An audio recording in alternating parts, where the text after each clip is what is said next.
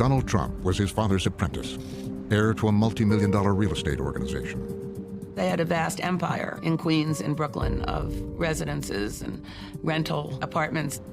I mean, it was really quite an establishment. But early on, there was a crisis. There came a day in 1973 when the federal government sued Donald and Fred by name and their company for racial bias. This was one of the greatest racial bias cases of its time. This was a particularly egregious case because the Trump organization had allegedly put large C's to connote people of color who were applying for apartments. The government had him nailed. They had the Trump organization nailed. There were multiple Trump employees who confessed that they had been instructed to divert black applicants for apartments, to discourage them, to tell them that apartments had been rented when they hadn't been. Donald Trump's regular lawyers tell him, settle it, just move on, do the right thing, do what you're supposed to do under the law. And Trump's not happy with that advice. He wanted to fight back. He went looking for a new lawyer in Manhattan. One of the places to see and be seen in Manhattan was called Le Club. Donald Trump walked in, and Roy Cohn was there holding court, as he often did. And Trump said, you know, I know about you. Can I ask you a question? Roy Cohn had 20 years of being a really aggressive, no holds barred, go for the jugular, fight back. Anybody says something to you, throw it back at them guy. He was famous for that behavior.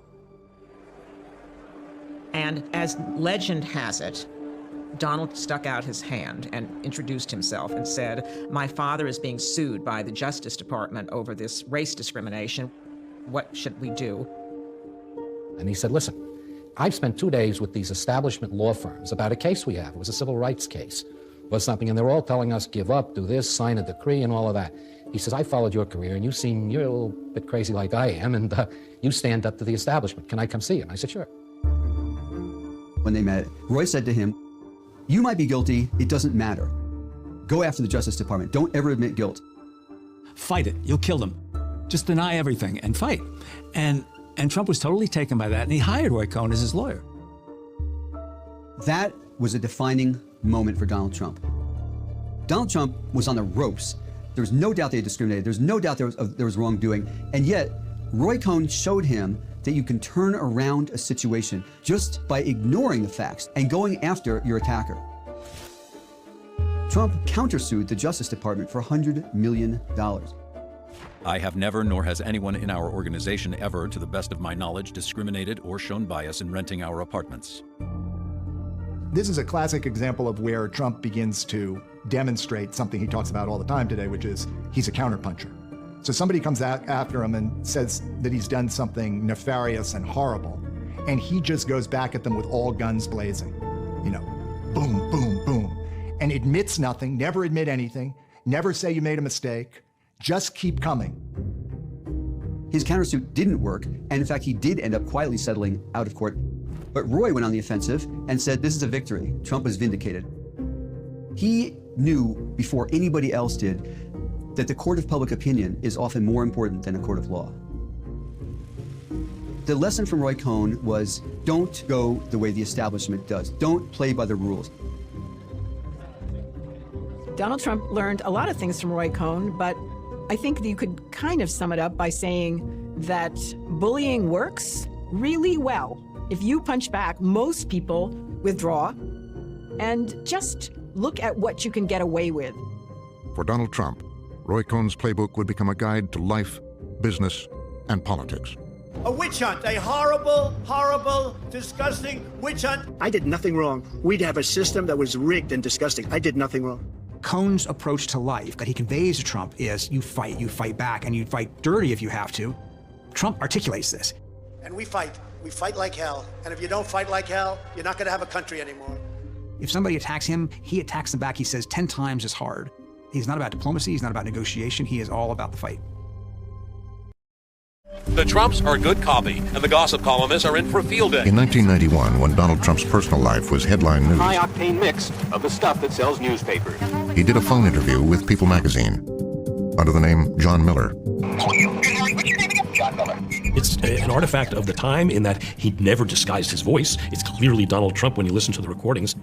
Have you man. He's a good guy. He's going to always treat her well, and he treated his wife well. This was his way of pulling himself out of himself and touting himself to reporters in a way that even Donald Trump, with all his unbridled ego, couldn't bring himself to do.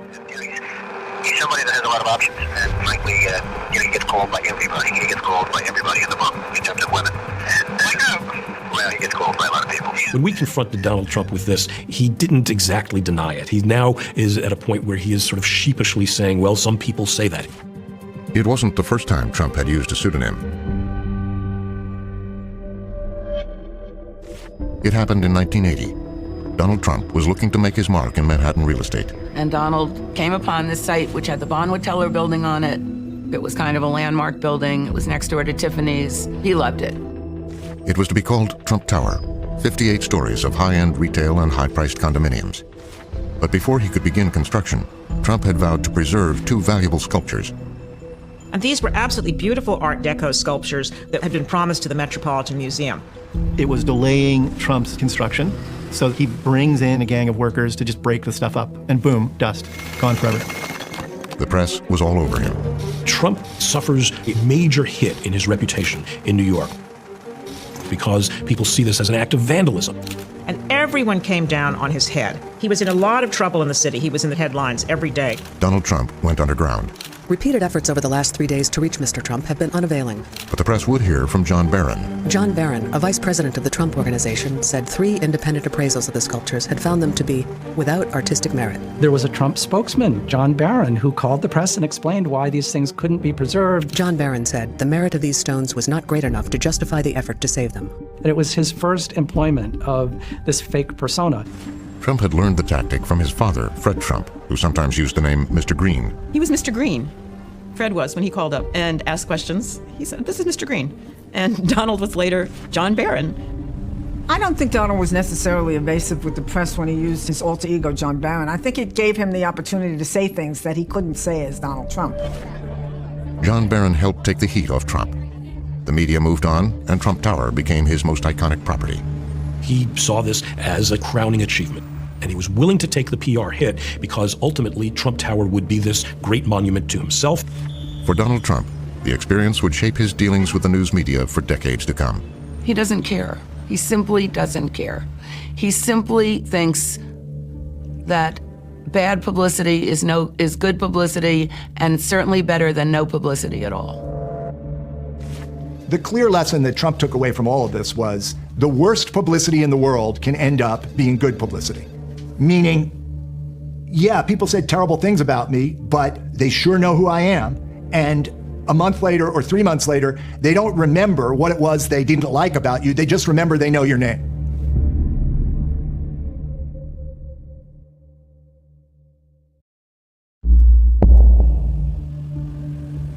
Burdened by debt, the Taj would not turn a profit. By that winter, as Rothman predicted, the casino was in serious trouble. His business condition was terrible, worse than terrible. We were in a deep recession and people weren't going to Atlantic City. So the revenue stream from Atlantic City, the Taj Mahal, and the other casinos was poor. Trump's other investments had not fared much better. The Plaza Hotel, a financial disaster. The airline Trump Shuttle was bleeding money. He sort of blamed the people around him for what went wrong instead of himself. He started blaming people, he started firing people, started yelling at people. He said, "I can be a screamer," and he certainly was, according to various accounts. Trump had long cast himself as a winner. Now he was looking like a loser. I think that the downtime for him was really a shock, and he was not prepared for it. It caught him totally off guard, but it was probably the biggest challenge of his life. The Donald is facing an incredible cash crisis. Big trouble for Donald Trump. Trump and his companies owed more than $3 billion, much of it to the banks that had fueled his spending spree. As quickly as the banks loved him, that's as quick as they saw him as a pariah. He was like, ugh, it's Donald Trump. They didn't want to have anything to do with him. They wanted their money and they wanted to be rid of Donald Trump. The bankers descended on Trump Tower. Bankers held gigantic meetings at Trump Tower with like 40 banks, all sitting around in a room. Donald very sober, looking like not quite penitent perhaps, but serious. When you were talking to him in these meetings, it just didn't seem that he had any idea how big the problem was or how it would be resolved.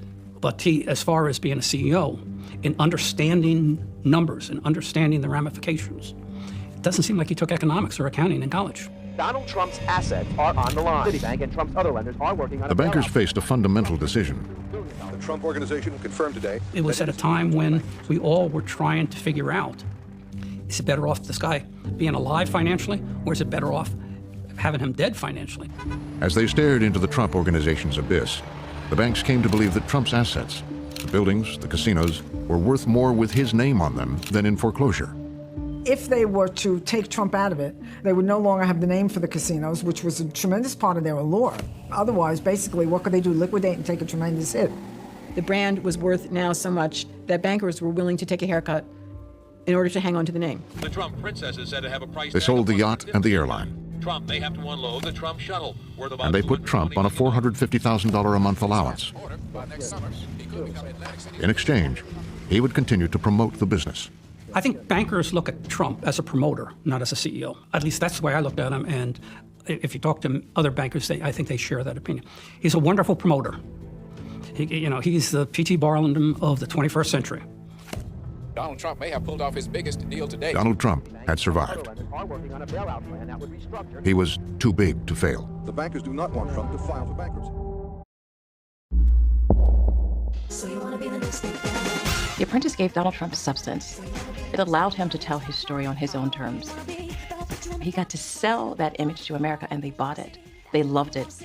He became seen as a credible business person with a real track record, even though that was at odds with reality. For 14 seasons, Donald Trump would use The Apprentice as an apprenticeship for the presidency. My first time meeting Donald Trump, we walked into the boardroom, we were seated, and about 20 minutes later, the camera started rolling, and Donald Trump walked in. 16 entrepreneurs were there to compete for Donald Trump's approval. Okay, folks, I'm really busy today, so we're going to go quickly. Trump shined in the boardroom, a set built on the 5th floor of Trump Tower. He's perfectly made up. He's perfectly coiffed.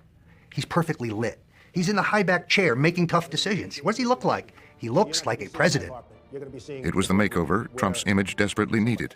The Donald is facing an incredible cash. In the early 1990s, He could become Atlantic City's biggest loser. his business empire had collapsed. Trump's name once meant gold. Today it means trouble.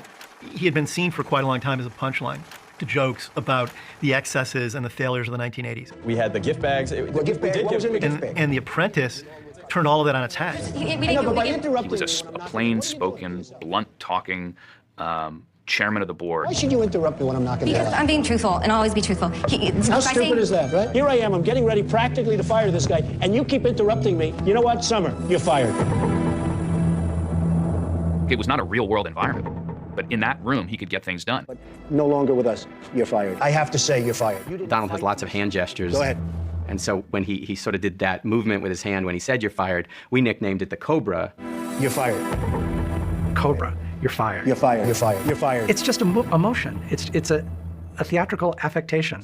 But to him, it's a creation. Please. I have no choice, and I have to say that you're fired. It was a reality TV performance that some say did not match reality. Donald is, or was, reluctant to fire people. That was not something that he liked to do. And he was a bit of a soft touch when it came to that. We have an elevator that goes up to the suite and an elevator that goes down to the street. You're fired. That really cemented Good luck. the idea of him as the big boss. All right, let me get Robin. Is the guy you turn to, the guy who decides stuff, the decider-in-chief. But for right now, Bill, you're hired. 27 million people watched the season 1 finale. Trump's star was on the rise. Each season was supposed to have a different CEO. When the show was successful, we didn't want another CEO, we wanted Donald. Donald Trump. Trump starred on 13 more seasons of The Apprentice. He made millions of dollars. Now he was ready for a new challenge. Good morning. Good morning. Everybody's saying I should run for president. Let me ask you a question. Meatloaf, should I run for president? Absolutely. Now, you would definitely vote for him. His popularity was never higher. What do you think, Star? He could do no wrong at that stage. Who would not vote for me? Come on. All right, good. I would say anybody that raised their hand would immediately be fired because they're stupid. And I think that he realized, wow, if I've hit the high, where can you go from there?